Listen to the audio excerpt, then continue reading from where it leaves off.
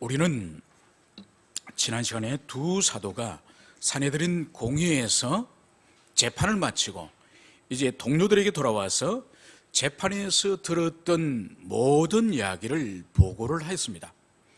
그 보고를 들었던 사람들이 일제히 한마음이 되어서 무엇을 했는가 하니까 합심으로 기도를 했습니다. 그 기도의 첫머리가 대주제여, 바로 우주와 이 만물을 지으신 창조주 하나님께서 지금도 통치하고 계신다고 하는 그 신앙의 고백인 대주제여라고 부르면서 그들이 기도를 시작했던 것입니다. 눈으로 볼 때는 로마 총독 빌라도가 다스리는 것처럼 보이고, 눈으로 볼 때는 사내들인 공의회 의원들이 유대를 다스리는 것처럼 보이지만은 제자들의 눈에는 그것이 아니라는 거죠.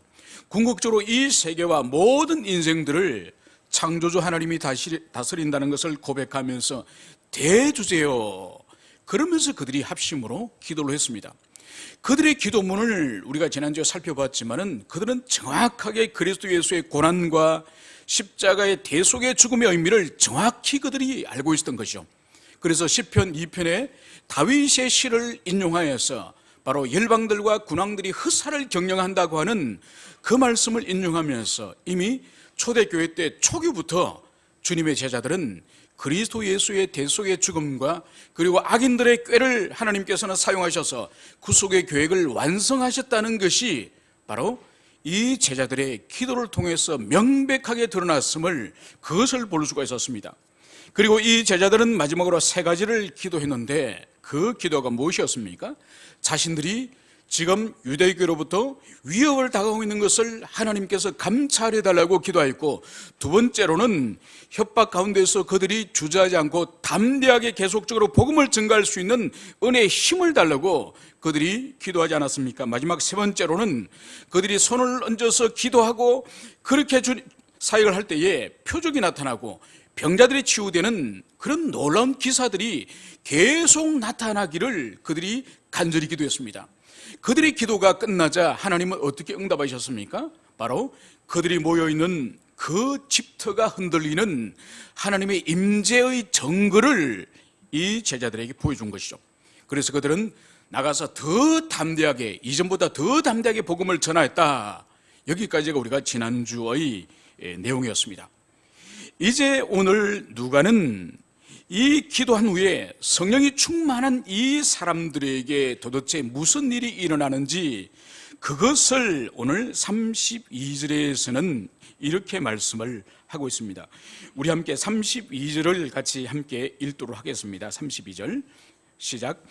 믿는 무리가 한 마음과 한 뜻이 되어 모든 물건을 서로 통용하고 자기 재물을 조금이라도 자기 것이라 하느니가 하나도 없더라. 아멘. 여러분, 성령의 충만한 가운데에 이 제자들이 큰 하나님의 은혜를 받고 나니까 이들에게 일어난 일이 바로 믿는 사람들이 다 한마음 한뜻이 되어서 자기 소유 물건인데도 자기 거라고 고집하고 자기 거라고 주장하는 사람들이 한 사람도 없다는 거예요. 여러분, 이것은 사도행전 2장에 베드로가 오순절 성령 강림 있었던 그날 베드로의 첫 번째 설교 이후에도 2장에서도 이런 일이 있지 않았습니까? 그죠?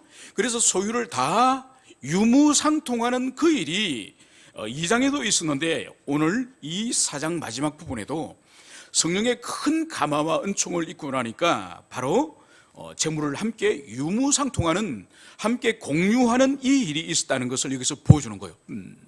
여러분, 지난번에도 말씀드렸던 것처럼 인간이 자기 소유 물건에 대한 애정과 집착은 이것은 생리적이에요. 이것은 타고난 우리의 본성이고 타고난 우리들의 죄성 가운데에 이 탐심과 이기심이 작용하는 거기 때문에 이것은 모든 사람들에게 있는 거예요. 여러분, 얼마 전에 제가 점심시간에 진유랑 얼마 전에 대화를 잠시 하지 않았습니까? 그래서 진유가 누나 생일이었는데 치즈 케이크를 먹었다고 저한테 자랑을 하는 거예요. 그래서 너는 몇 조각을 먹었느냐? 한 조각을 먹었대요. 온유 형아는 몇 조각을 형아도 한 조각, 누나도 한 조각을 먹었대요. 근데 아빠 엄마는 안 먹었대요. 아빠는 소화가 잘 안 돼서 안 먹고 진유 이야기로 엄마는 다이어트 한다고 또 그 치즈케이크를 안 먹었대요. 그래서 집에 지금 2조각이 남았대요. 그래서 저랑 우리 24임이랑 진유에게, 진유야, 그러면 오늘 집에 우리가 가서 그 2조각 먹어도 되겠니? 이렇게 물어봤더니 진유가 뭐라고 대답했는지 아십니까? 딱 고민을 하더니 저를 딱 쳐다보더니 저도 같이 먹을래요. 여러분, 이게 뭐죠? 저 어린아이에게 있었어도 목회자와 집사님을 사랑하지만은 그래도 자기 것을 완전히 빼앗기기 싫은 그 사랑스러운 이기심이 있는 거예요. 이건 생리적인 거예요. 이걸 전적으로 부정하면 안 됩니다. 그런데 오늘 보세요.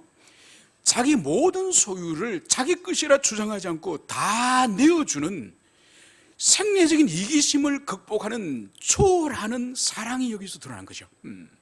여러분, 이것이 바로 뭔가 하니까 성령의 은혜, 하나님의 은혜를 경험하게 되면은 자기 것을 자기 것이라 주장하지 않는 이기심을 극복하는 역사가 일어나는 거예요. 이것이 바로 초대교회에 오늘 일어났음을, 그것을 보여주는 거예요. 여러분, 그러나 이것은 우리가 조심할 것이 바로 뭔가 하니까 이 사건은 초대교회 안에서도, 예루살렘 교회 안에서도 아주 제한된 시간 안에 일어난 것이에요. 예루살렘 교회 끝날 때까지 계속 이 일이 일어난 것이 아니라 아주 제한적으로 2장과 4장에서 일이 제한적으로 일어나요. 그렇기 때문에 이것을 보편적으로 모든 교회의 역사 속에서 모든 교회에 다 소유 팔아서 갖다 바쳐라, 내놓아라, 이렇게 말하면 안 된다 이거죠. 왜냐하면은 이 예루살렘 교회가 6절에 가면은, 6장에 당장 가면은 이렇게 자기 소유를 유무상통하던 이 사람들이 6장에 가면은 과부들끼리 나는 구제를 못 받았다, 왜 당신들만 받느냐, 당장 싸움이 일어납니다. 그러니까 예루살렘 교회 안에서도 6장 정도만 가더라도 소유를 가지고 벌써 다툼이 일어나거든요. 그러니까 이것은 성령의 큰 역사를 경험한 2장과 4장에서 아주 한시적으로 일어난 일이에요. 이것을 억지로 국가 공권력으로 시행했던 것이 바로 공산주의예요. 그러므로 오늘 성령의 강림 이후에 일어난 바로 개인의 소유를 초월하는, 이기심을 초월하는 그런 놀라운 역사가 일어났음을, 그것을 여기서 보여주고 있습니다. 여러분, 여기서 우리가 또 하나 주목할 수 있는 것이 바로 뭔가 하니까 하나님의 은혜가 임하면은, 그래서 하나님의 은혜를 크게 받고 나면은 이 은혜의 작용은 이웃과 지체들을 돌아보게 한다는 거죠. 그러니까 하나님의 큰 은혜를 받고 자기 혼자서 골방에 들어앉아가지고 다른 이웃이나 지체들은 아무 관심도 없고 자기 혼자서 신앙생활하는 것, 이것은 성령의 역사가 아닙니다. 반드시 성령의 큰 역사가 부어지면은 오늘 성경처럼 이웃과 지체들을 돌아보는 거예요. 여러분, 이 시대는 예루살렘의 상황을 기록한 알렉산드리아 교회의 역사의 그런 기록물이 있습니다. 그 기록물에 볼 때 이 사도 시대 때 예루살렘에는 가난한 자들이 너무 많았습니다. 그러니까 그 알렉산드리아 교회의 기록물에 의할 경우에는 이 예루살렘 초대교회가 예루살렘에 있는 거린 19,000명을 부양을 했다고 기록이 있습니다. 그러니까 그 작은 도시에 거린들이, 홈리스들이 19,000명이 있었고, 그 거린들이, 이 그리스도인들이 유무상통하면서 자기 소유를 팔고 자기 소유를 내가지고 그 19,000명의 거린들을 초대교회, 이 예루살렘 교회 그리스도인들이 그들을 먹여 살렸다고 말하는 거예요. 그래서 초대교회의 그 시대 자료를 보면은, 그러니까 이방인들의 자료를 보면은 그 사람들이 신기해하는 거예요. 왜냐하면 저 예수 교도들이 한 이 신생 이 기독교인들은 그때만 하더라도 자기들 예배당도 없고 성전도 없지 않습니까? 그죠? 그런 사람들이 있고, 그리고 경전도 아직 없는 그런 사람들이 이 도시에 이 수많은 사람들을 어떻게 먹여 살리는지 이방인들이 볼 때도 아주 신기한 사람이었다고 초대교회 시절에 기록이 있습니다. 여러분, 그러니까 하나님의 은혜와 하나님의 사랑은 반드시 하나님과 관계의 회복을 줄 뿐만 아니라 더 나아가서 지체와 이웃과의 관계와 관심과 사랑으로서 흘러간다는 거죠. 그렇기 때문에 하나님 은혜를 크게 받았다고 말하면서 이웃의 결핍이나 이웃의 고통이나 아니면 이웃에게 인격적으로 모독을 하거나 이웃에 대해서 무관심하는 것은 이것은 참다운 기독교의 경건이 아니에요. 여러분, 그렇기 때문에 사도 바울도 아가페 사랑을 이렇게 고린도전서 13장에 정의하지 않습니까? 사랑은 무례히 행하지 않고, 사랑은 성내지 않고. 뭘 보여주는가요? 무례히 행하는 것과 성내는 것은 인간관계예요. 공동체 안의 지체와의 관계 아니에요. 그러니까 무리하게 하는 것은 그 참다운 경건과 사랑이 아니에요. 그리고 함부로 화를 내거나 역정을 부리는 그것도 참다운 경건이 아니에요. 그렇기 때문에 하나님의 사랑은 반드시 이웃과 지체와의 관계 속에서도 그것이 드러날 수밖에 없다는 그것을 오늘 성령에 충만한 사람들이 제일 먼저 한 일이 바로 뭔가 하니까 자신의 모든 소유를 내놓고 그것을 가난한 이웃들에게 섬기도록 돕도록 내놓은 이것을 여러분들이 기억을 하시길 바랍니다. 그래서 반드시 하나님과의 바른 관계 속에 그 사랑은 이웃과의 사랑과 희생과 헌신으로 나타남을, 그것을 여러분들이 가슴에 새기기를 바랍니다. 바로 누가는 이러한 상황, 지금 유무상통하고 있는 이런 상황에 한 사람을 소개하고 있으니 바로 36절에 등장하고 있는 이 구브로 출신 레윈 이 요셉이라는 사람이에요. 그러니까 구브로는 지중해 있는 섬이에요. 아주 큰 섬인데 이 섬 출신 레위인 요셉이라는 사람이에요. 그러니까 그 요셉이라는 이 사람은 그러니까 본토 사람이 아니라 키프로스 섬에 사는 것을 볼 때에 아마 이 부모님과 조상들이 디아스포라 유대인, 그러니까 유대인들이 유럽 각지로 흩어지지 않습니까? 아마 조상 중에서 이 키프로스 섬에 가서 정착한 사람 같습니다. 그런데 이 레윈 요셉이라고 하는 이 사람에 대해서 누가는 더 설명을 하고 있으니 사도들이 이 사람의 별명, 이 사람의 이름을 하나 붙여준 것이 있는데 그것이 바로 바나바예요. 바나바. 여러분, 바나바라고 하는 이 뜻을 오늘 누가는 위로의 아들이다, 위로의 아들이다, 이렇게 해석을 하고 있습니다. 여러분, 성령님을 보혜사라고 우리가 부르죠, 그죠? 보혜사라고 부르고 위로자, 보혜사. 그래서 이 바나바를 위로의 아들, 파라클레세우스라는 이 단어예요. 그리고 이것이 성령님을 위로자, 보혜사라고 부를 때에 파라클레토스, 이 파라클레토스와 이 파라클레세우스, 이 어근이 같습니다, 그죠? 위로하다는 의미예요. 그러니까 이 사람이 원래 이름은 요셉인데 사도들이 이 사람의 별명을 새롭게 바나바라고 불러준 거예요. 그래서 이 사람은 앞으로 사도행전에서 요셉이라 불리지 않고 바나바라고 앞으로 계속 불리질 인물이에요.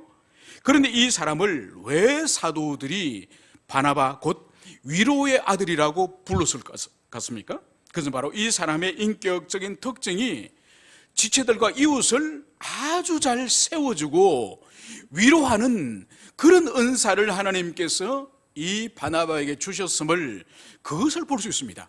그래서 본명을 두고 오히려 바나바라는 이름으로 불릴 정도니까, 여러분, 인간관계 가운데 참 묘하고 참 이해되지 않는 그런 것 중에 하나가 바로 뭔가 하니까, 어떤 사람은 우리가 만나면은 용기를 얻고 힘을 얻고 그 사람과 밥을 먹거나 그 사람과 함께 대화를 한번 하고 나면은 막 머리가 혼란스럽고 정리가 안 되는 것들이 그 사람과 대화를 하면은 딱 명쾌하게 정리가 되고 힘을 얻고 용기를 얻고 새롭게 되는 그런 은혜가 어떤 사람과 대화할 경우에 그런 회복의 은혜를 주는 그런 사람이 있습니다. 그런데 모든 사람들이 다 그런 건 아니죠.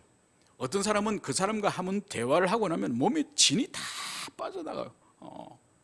그러니까 그 사람과 한번 대화하고 나면 집에 들어가서 힘이 다 빠질 정도로. 또 어떤 사람은 한번 대화를 하고 나면은 뒤끝이 안 좋습니다. 왠지 그 사람하고 대화가 나면은 기분이 영 마음이 상해. 집에 들어와서 그 사람이 하는 말을 곱씹어 보면 다 나를 막 비꼬는 듯한 그런 이야기야. 그래서 기분이 아주 일어날 동안 아주 묘하게 언짢은 그런 사람이 있습니다. 여러분, 영혼을 목양하는 사람은 절대로 후자 같은 사람은 절대로 영혼을 목양하면 안 됩니다. 전자 같은, 만나서 밥을 먹든 차를 마시든 대화를 잠시 하든지 간에 힘을 얻고 용기를 주고 복잡하고 아주 문제가 심각했는데 그 사람만 만나면 딱 정리가 되는 이런 사람, 바로 바나바가 그런 사람이에요.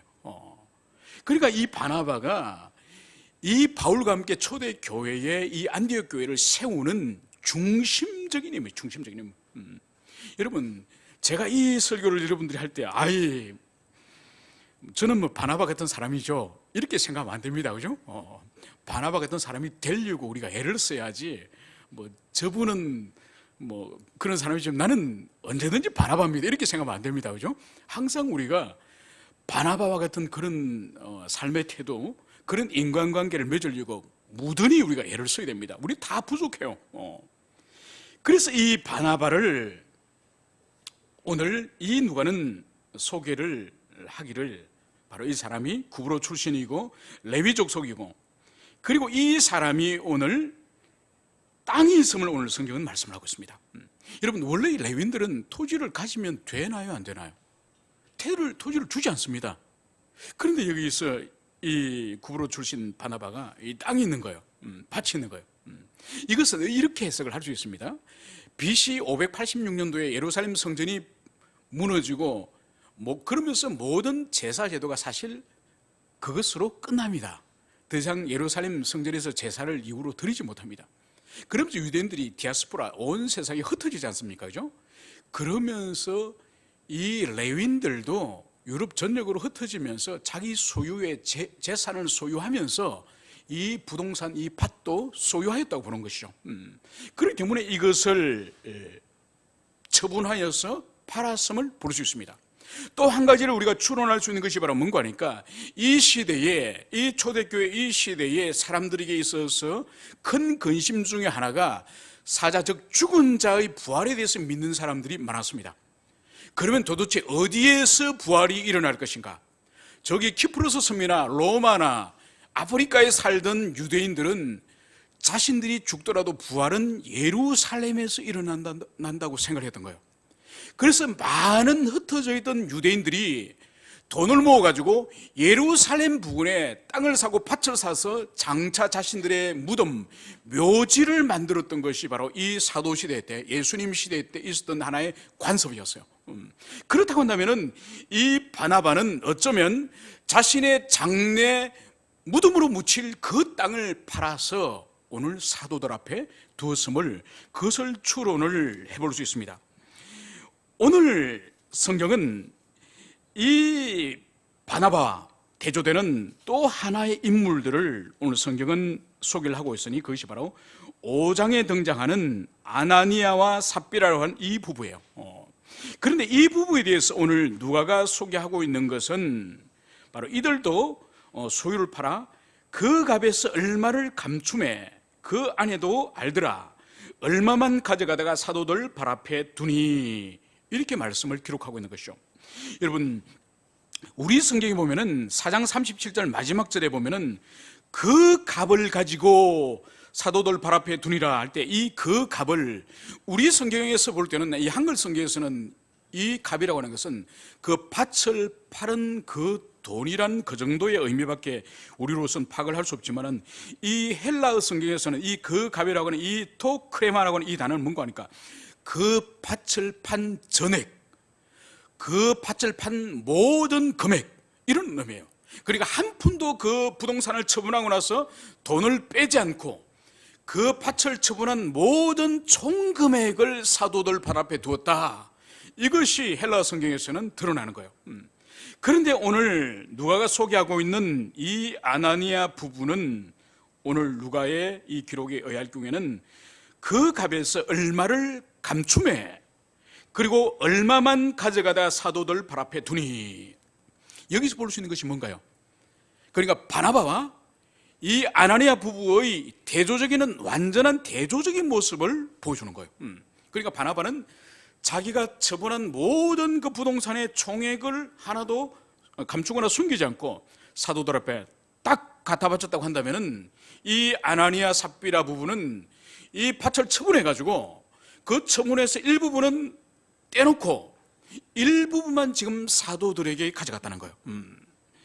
여러분, 바로 이 일에 대해서 오늘 3절과 4절이 오늘 베드로가 아나니아에 대해서 오늘 죄에 대해서 지적하는 그 모습을 여기서 볼 수 있습니다. 우리 3절과 4절, 베드로는 도대체 무엇을 지적하는지 우리 함께 3절과 4절을 같이 읽겠습니다. 시작. 아나니아야, 어찌하여 사탄이 내 마음에 가득하여 땅이 그대로 있을 때에 내 땅이 아니며 판 후에도 내 마음대로 할 수가 없더냐? 어찌하여 이 일을 내 마음에 두었느냐? 사람에게 거짓말한 것이 아니요 하나님께로다. 아멘. 여러분, 이것이 베드로가 오늘 아나니아 삽비라 부부의 죄에 대해서 지금 탄핵하고 지적하는 거예요. 여러분, 여기서 우리가 잠시 하나 생각해 볼 것은 2절의 중간에 보면은 그 아내도 알더라. 그러니까 이 파철 처분해 가지고 일부분을 감추고 일부분만 사도 앞에 둔 이 일은 남편 아나니아 혼자 한 일이 아니라는 것을 오늘 누가는 명백하게 그 아내도 알더라 이렇게 기록을 하고 있는 거예요. 여러분, 여기서 볼 때에 이 부부, 이 두 부부는 마음이 참 잘 맞아요. 그죠? 여러분, 성경에 마음이 잘 맞는 부부들이 있습니다. 문제는 어떤 마음이 잘 맞느냐, 이게 중요하지 않겠습니까? 여러분, 성경에서 부부가 다 선한 의지로 두 부부가 모두 하나님께 순종하고 하나님 나라를 위해서 헌신했던 정말 최선의 커플 부부가 있습니다. 여러분이 생각할 때 최선의 부부 커플, 이 사도행전에서 만약 한 부부를 뽑아라고 한다면 누구를 여러분들은 선택할 수 있겠습니까? 브리스길라 아굴라죠, 그죠? 그러니까 이 두 부부는 바울의 사역에 동력하여서 정말 하나님의 말씀을 전하고 가르치고 그리고 함께 천막을 기워가지고 거기서 물질적인 후원도 하면서, 그러니까 영적으로 돕고 물질적으로 돕고 바울 선교사에게 이 브리스길라 아굴라 부부가 얼마나 소중한 존재인지 모릅니다. 그래서 심지어 바울이 이 부부를 말할 때 그들은 자신들의 눈이라도 나에게 빼줄 사람이다, 이 정도로 극찬을 하는 그런 부부가 바로 이 부부예요. 그러니까 이런 부부는 최선의 부부죠. 그러니까 여러분 모두가 앉아 사실 브리스길라 아굴라 같은 그런 부부가 되어야 됩니다. 그런데 여러분, 세상에는 이런 부부가 다 있지 않습니다. 교회 안에도 이런 부부가 아니라 차선의 부부가 있는 거예요. 차선의 부부. 여러분, 차선의 부부는 뭔가 하니까 한쪽은 불신앙해요. 그런데 한쪽은 그나마 믿음을 가지고 하나님 앞에 바르게 살려고 하는 그런 사람들이 있습니다. 여러분들이 아시는 한쪽은 살아있고 한쪽은 그래도 불신앙으로 사는 부부가 누가 있을까요? 먼저 남편이 껴있는 부부. 누구죠? 욥 같은 가장, 그죠? 욥의 아내는 여보, 당신이 그렇게 불행을 당했는데 차라리 하나님을 당신 입으로 저주하고 당신은 자살해버리라. 여러분, 아내가 이런 말을 안 해요. 그러나 욥은 변함없죠. 오로지 하나님을 바라보죠. 이런 귀한 남편이 있는가 하면은 또 아내가 귀한 아내가 있습니다. 남편은 영 시원찮은데 어떤 인물이 있죠? 사무엘상을 가면은 나발이라는 사람이 있습니다. 나발. 그러니까 이 나발의 아내가 아비가일인데 이 나발은 큰 부자요. 그래서 다윗이 광야에 쫓겨다니면서 그래도 자기 이미 기름 부음을 받았기 때문에, 지금은 현재 왕은 아니지만 장차 왕이기 때문에 자기 백성들 들판에 있는 그 양치는 사람들을 다 도망다니면서도 다 보호해줘요. 도둑죄들에게 지켜주고 보호해주고. 그래서 양식이 떨어져서 그 나발에게 자신들의 부하가 그 사람의 양떼를 돌봐줬기 때문에 양식을 좀 달라고 보냈는데 이 나발이라는 사람이 다윗의 이 신하들을 모욕을 해서 보냅니다. 그래서 이 다윗이 칼을 차고 신하들을 데려가서 나발의 집 사람을 다 죽이려고 하는 거예요. 그때 이 사건을 안 나발의 그 아내가 포도주와 빵을 싣고 급히 다윗을 만나러 갑니다. 그래서 다윗은 나발의 가족을 다 죽이려고 지금 오는 길이고, 이 아비가일, 이 나발의 부인은 이 나귀에 양식을 잔뜩 싣고 길에서 만나는 거예요. 거기서 무릎을 꿇고 다윗을 어떻게 설득하느냐. 다윗이요, 장차 당신은 왕이 될 터인데 지금 당신이 혈기를 주체하지 못하고 나발의 가족을 죽이면 당신이 장차 왕이 되고 난 이후에 예전에 백성들을 죽인 왕이다, 이렇게 소문이 나면은 당신의 명예에 치욕이 됩니다. 다윗이요, 장래를 위해서 마음을 지금 추스리십시오. 그래서 다윗이 마음을 쓸어내리고 그 양식을 받아갑니다. 그날 나발이 하나님이 치셔서 바로 그 자리에서 즉살합니다. 그래서 과부가 된 이 아비가일을 이 다윗이 자기 아내로 맞이하는 거예요. 얼마나 지혜로운 여자예요, 그죠? 그러니까 그 여인 아비가일이 과부이긴 하지만은 정말 지혜로운 여인이기 때문에 이 다윗 왕이 감히 아내로 맞이하는 이런 부부도 있는 거예요. 그러니까 아내가 깨어있고 살아있지만은 이 남편이 정 분별이 없는 이런 부부를 뭐 차선의 부부, 여러분 성경에 보면 또 최악의 부부가 있죠, 그죠? 환상적인 최악의 부부, 오늘 여기 등장하는 신약은 아나니아 삽비라 부부, 그죠? 서로 얼마나 의견 일치가 잘 되는지 완전 찰떡궁합이에요, 그죠? 여러분 구약에 또 한 부부가 있으니 누구죠? 아합과 이세벨, 그죠? 엘리야를 죽이자면 그래 여보 엘리야 죽이십시다. 나봇의 포도원 빼앗아야 그래 빼앗읍시다. 여러분 이것은 최악의 부부죠. 다 이 부부 모두가 하나님의 뜻을 거스르고 불순종하기를 결단한 그 합치된 부부라는 것은 의미가 없는 것이죠. 오늘 이 부부는 불행하게 바로 하나님을 속이고 공동체를 속이는 그 일에 부부가 합의되었음을, 그것을 여기서 볼 수 있는 것입니다. 그래서 오늘 베드로는 우리가 읽었던 것처럼 3, 4절에서 오늘 이 아나니아를 향해서 오늘 혹독한 탄핵을 하고 있는 그것을 보여줍니다. 먼저 아나니아 마음에 오늘 베드로는 사탄이 가득하였다, 이 탄핵을 오늘 여기서 하고 있는 거예요. 여러분 여기서 우리가 주의 볼 것은 가득하다고 하는 이 단어가 공동체가 성령에 충만하였다고 하는 그 단어와 같은 단어예요. 여러분 놀랍지 않습니까? 지금 초대교회 오순절에 제자들이 모두 다 성령에 충만한 가운데에 그들의 마음과 심령에 성령으로 충만한 이 시간에 이 아나니아 삽비라의 이 두 부부의 마음에는 사탄이 충만하였다는 거예요. 여러분 이게 영적인 세계예요. 아무리 은혜를 많이 받은 사람, 아무리 큰 은혜가 있는 교회, 아무리 큰 은혜를 받은 지체들이 모여있는 공동체에 그냥 자신이 들어간다고 해서 자동적으로 함께 은혜 받는 것이 아니에요. 하나님의 은혜라고 하는 것은 은혜 받기에 합당한 심령을 가진 자들에게 하나님께서 은혜를 주시는 것이지, 그냥 성령의 충만한 가운데 오순절 공동체에 있다고 하는 그 자체만으로 성령의 충만함을 주는 것이 아니라 오히려 이 아나니아 삽비라는 사탄이 충만하 있다고 오늘 성경은 그것을 말씀하고 있는 거예요. 여러분 이것은 우리에게 두려움을 주는 말씀이에요. 그냥 우리가 어느 분위기 좋은 교회, 은혜가 많다고 하는 교회, 은혜가 있는 그런 모임에 우리 자신이 거기에 들어감으로 말미암아서 자동적으로 은혜 받는 거 아니에요. 반드시 은혜 받기에 합당한 심령이 준비되지 않고는 주님께서 은혜를 부어주지 않는 것이죠. 여러분 그러면 왜 아나니아를 향해서 오늘 베드로는 그 마음이 사탄이 가득하다 이 표현을 할까요?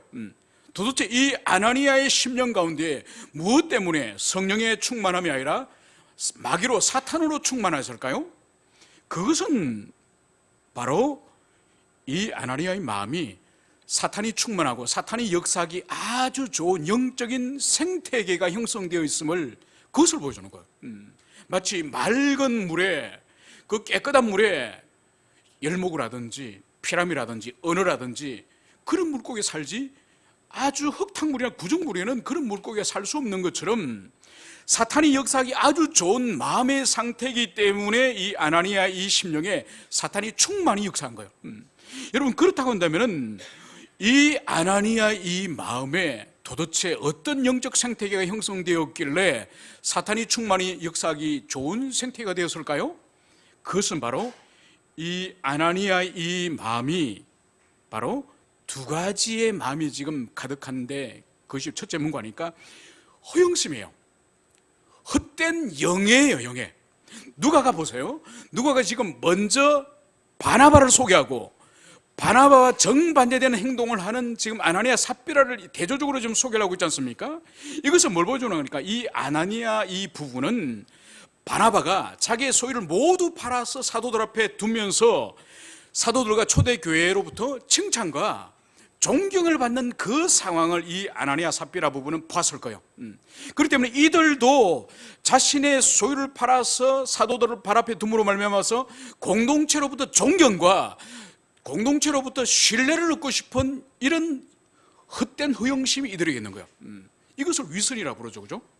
위선의 마음이 이들이 있는 거예요. 두 번째로는 이들이 왜 온전히 다 바치지 못했는가 하면 여전히 탐심이 있기 때문에, 여전히 재물에 대한 탐심이 있기 때문에 아까워서 다 바치지는 못하는 거예요. 그러니까 물질에 대한 탐심과 헛된 허영심, 명예심이 같이 작용했기 때문에 이것은 사단이 역사하기 아주 좋은 그런 마음이죠. 여러분, 이것은 가룟 유다의 사단의 역사와 매우 유사합니다. 여러분, 마지막 만찬 그날 밤에 가룟 유다의 마음에 사탄이 들어갔다고 성경이 기록하고 있지 않습니까? 그죠? 그러니까 가룟 유다의 마음에는 물질에 대한, 은혜에 대한 탐심이 있지 않습니까? 그래서 자기 스승을 팔고 그리고 물질에 대해서 그가 취하지 않습니까? 그 심령이 사단이 역사하기 아주 좋은 그런 심령이죠. 그것처럼 오늘 아나니아의 이 심령에 사단으로 충만한 이유는 그 내면 가운데 물질에 대한 탐욕과 또 헛된 존경심이라고 하는 그 위선이 함께 작용하기 때문에 사단의 역사가 아주 하기 좋은 영적 상태라는 그것을 여기서 볼 수 있습니다.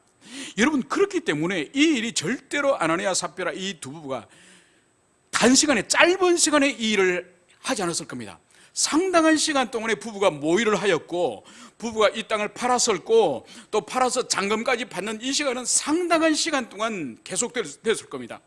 그럼에도 불구하고 이 부부들은 자신들이 하는 일이 하나님의 뜻을 거슬러는 신성모독적인 죄라는 것을 인식을 못한 거예요. 결국은 절반은 감추고 절반은 가지고 가서 사도 앞에 두면서 베드로의 이 탄핵을 지금 듣는 거예요. 여러분, 여기서 볼 수 있는 것이 바로 뭔가 하니까, 우리가 어떤 악한 계획이나 악한 생각을 일시적으로 품을 수 있습니다. 그죠? 일시적으로 품을 수 있죠. 누구든지 마음의 생각까지 완전히 정결한 삶을 사는 사람은 이 세상에 없습니다.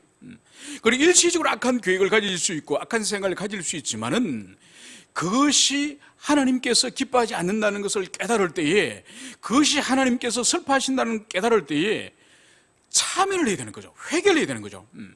그래서 마음이 더 이상 더럽혀지지 않도록 정결하도록 마음을 지켜야 되는 것이죠. 그런데 이 부분은 여러 날 동안 이 악한 일을 계획하고 진행을 하면서도 결국은 회개하고 돌이키지 않고 결국은 얼마를 숨긴 나머지 그 금액을 사도 앞에 가지고 간 것이죠.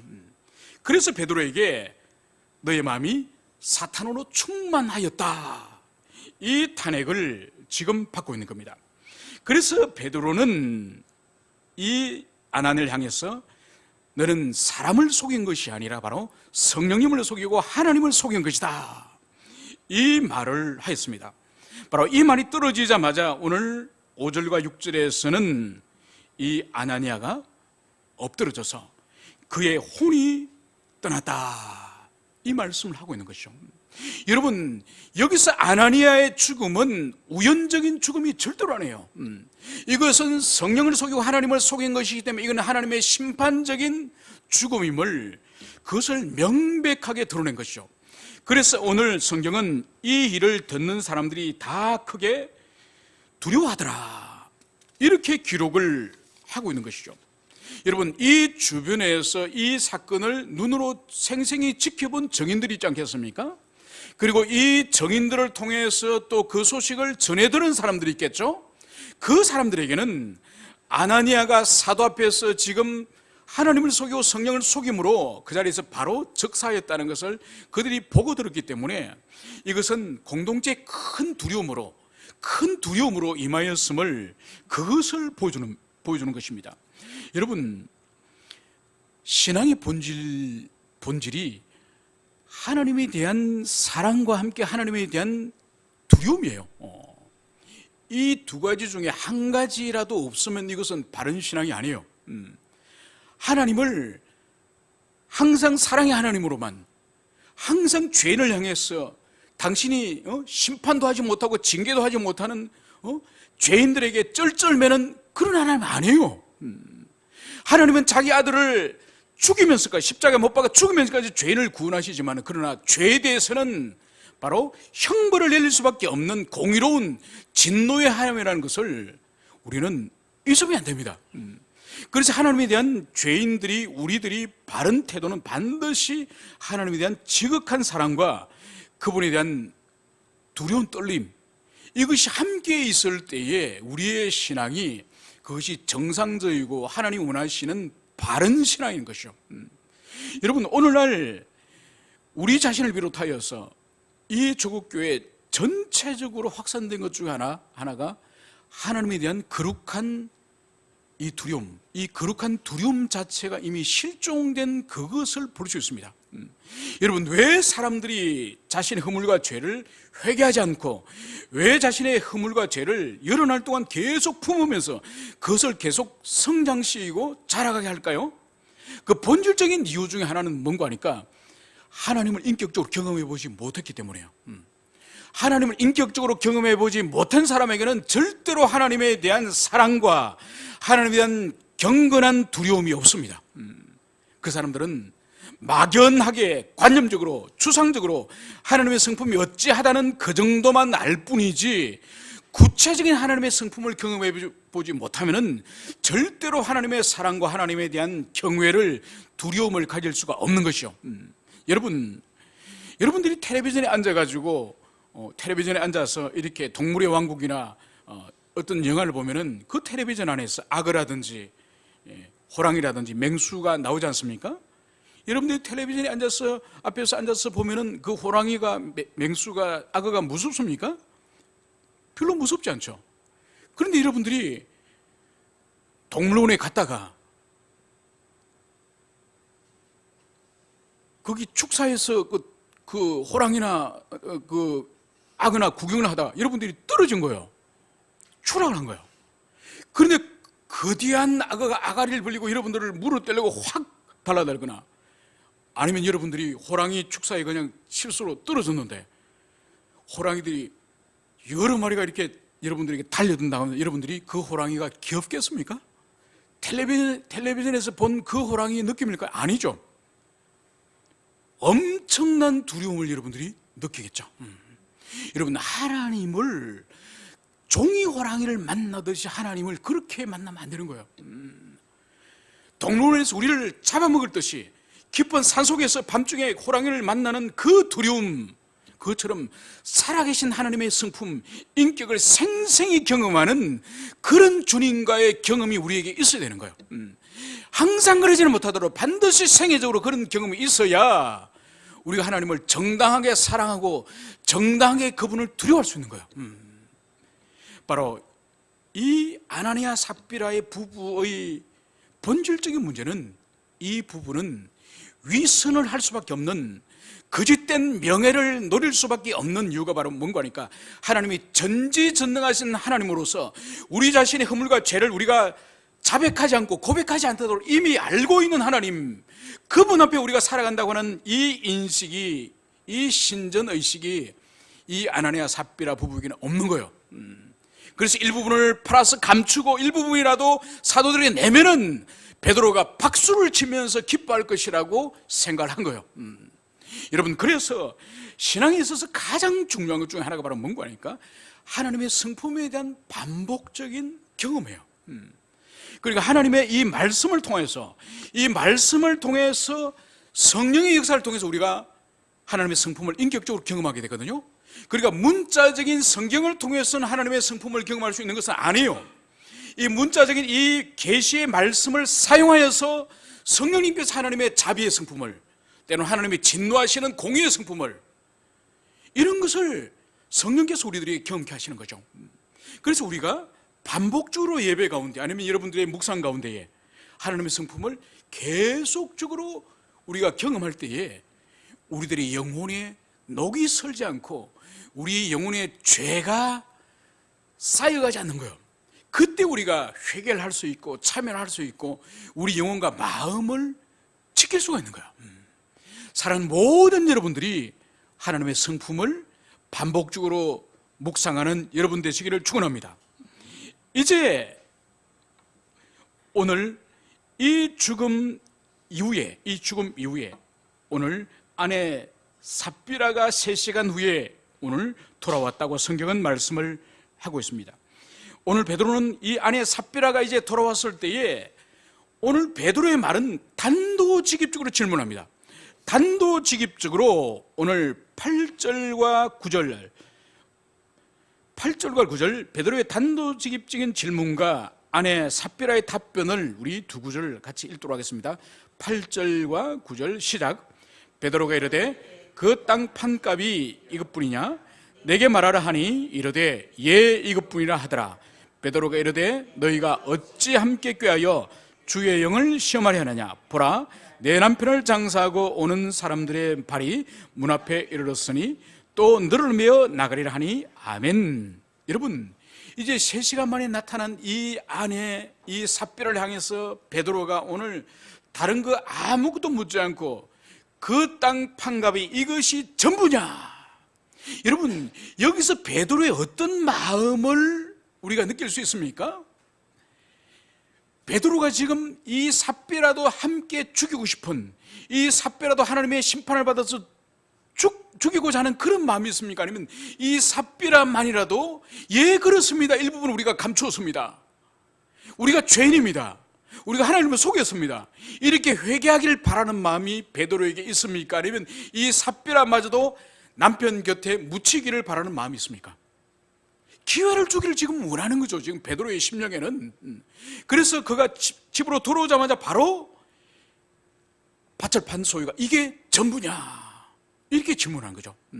그러나 이 질문에 있어서도 이 삽비라는 그 내면의 양심이나 그 내면의 어떤 작은 죄책감도 일어나지 않습니다. 담대하게 예 이것뿐입니다. 여러분 여기서 볼 수 있는 것이 이 삽비라의 이 심령에도 양심의 가치는 전혀 작용하지 않고 사도와 공동체를 속이고 있다는 것이 명백하게 드러난 것이죠. 그래서 오늘 베드로는 너희가 어찌 함께 꾀하여, 그러니까 너라고 말하지 않고 너희가, 그러니까 부부가 어찌 함께 꾀하여 주의 영을 시험하려느냐? 어떻게 성령을 너희들이 시험하느냐? 그러면서 보라 내 남편을 장사하고 오는 사람들의 발이 문 앞에 이르렀으니 또 너를 메어 나가리라.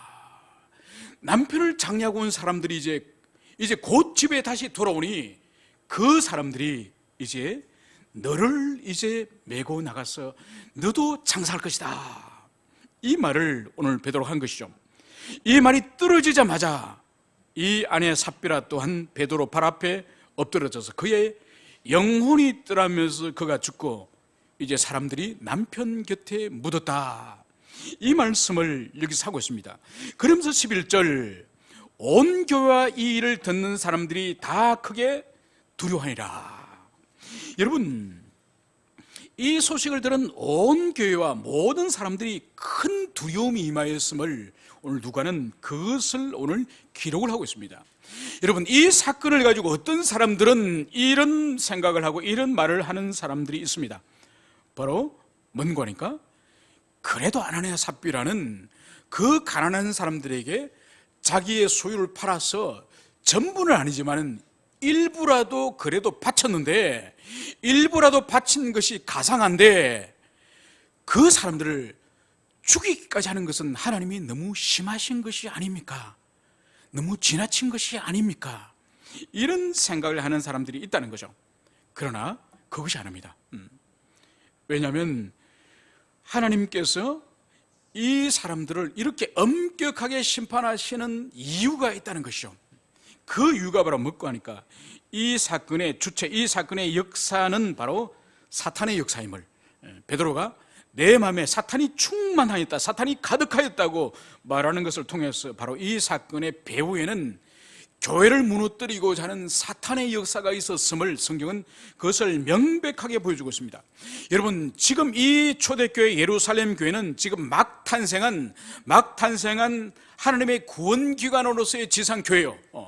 그러니까 이 교회가 지금 막 탄생하여서 이 교회가 지금 하나님의 구원기관으로서 지금 세워져야 되는데, 이 시기에 사탄은 바로 아나니아 이 삽비라 부부의 탐심과 헛된 그 허영심을 사용하여서 바로 이 교회를 오염시키고 이 교회의 영적인 그런 영향력을 무너뜨리기 위한 사탄의 계획이 있었다는 거죠.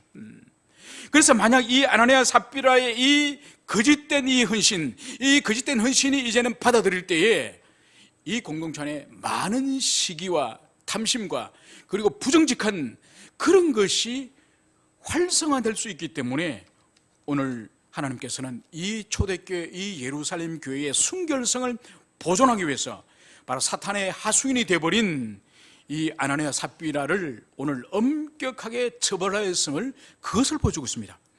여러분, 이것은 이 사건뿐만 아니라 하나님께서 특별한 교회 시기, 특별한 구속의 시기에 아주 주님께서 엄격하게 다루는 그런 사건들을 볼 수 있습니다. 여러분, 민수기 가면은 대제사장 아론의 두 아들 바로 나답과 아비후가 광야에서 하나님께 제사를 드릴 때에 나답과 아비후가 향불을 주님 앞에 피우는데 여호와께로부터 불이 나와서 이 두 대제사장의 아들인 이 제사장들이 불타 죽는 일이 일어납니다. 그리고 여러분, 아간이 여리고성이 무너진 그 현장에서 금덩이와 신할산 외투 한 부를 엄밀하게 자기 천막 속에 감추는 일이 있습니다. 그리고 블레셋에 뺏겼던 법궤가 돌아왔을 때에 베스메서 성읍 사람들이 법궤 속에 뭐가 들었나 싶어서 법궤 뚜껑을 열어본 일이 있습니다. 여러분, 제가 말씀드렸던 이 세 가지는 성경 역사 가운데 특별한 시기에 있었던 아주 끔찍한 하나님의 징계의 사건이었습니다. 그래서 아론의 두 아들이 바로 그 현장에서 여호와께로부터 나온 불에 의해서 불타 죽어버렸고, 그리고 아간이 감춘 금덩이와 신할산 외투 때문에 바로 돌에 맞아서 그 자신과 모든 가족이 돌에 맞아 죽고 불태움을 당했음을 우리는 알고 있습니다. 그리고 블레셋에서 돌아온 법궤 뚜껑을 열어봤던 그 베세메스의 수많은 사람들이 죽임을 당했습니다.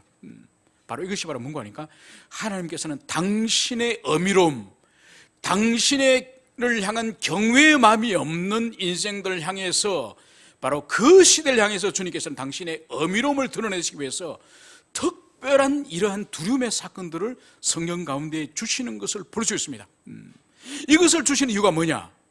이 성경 계시를 통하여 하나님의 두려움에 대하여서 기록됨으로 말미암아서 오고 오는 모든 시대의 그리스도인들에게 하나님을 향해서 정당한 두려움을 가지도록 하기 위해서 바로 이러한 하나님의 심판과 징계의 사건을 성경이 기록하는 거예요. 여러분, 이것은 오늘날 계속적으로 반복적으로 하나님이 행하지 않습니다. 만약 여러분들 우리 모두 가운데 11조를 떼먹거나 하나님과 계산이 틀린 사람들이 만약 예배당에 들어오자마자 엎어져 죽는다고 한다면 오늘날 대한민국 예배당 안에 시체들로 절배할 것입니다. 주님은 반복적으로 그런 일을 하지 않습니다. 그러나 반복적으로 이 계시의 말씀을 접할 때마다 하나님은 막연하게 우리가 기도하면 늘 드러나 주시는 그런 하나님일 뿐만 아니라, 그런 하나님이 아니라 바로 때로는 성경 계시 가운데 특별한 두려움으로서 인생들의 생명을 거두시고 영혼을 취하시는 그런 하나님이라는 것을 오늘 이 사도행전 5장에서도 이 교회가 처음 세워지는 초대교회의 기초가 놓아지는 이 시기에 하나님이 특별하게 이 아나니아 삽비라를 교회의 거룩성을, 교회의 순결을 보호하기 위해서 이 일을 행하셨음을, 그것을 여러분들이 깊이 새기시길 바랍니다. 그래서 지난 4장에서는 교회가 외부로부터 박해를 통해서 교회를 무너뜨리려 한다면 이제는 교회 안에 있는 성도들의 심령에 부패하고 타락한 심령을 사단이 이용하여서 교회를 오염시키고 교회를 무너뜨린다는 이런 사단의 전략을 밝히 우리가 이해를 해야 될 것입니다. 함께 우리 기도하시겠습니다.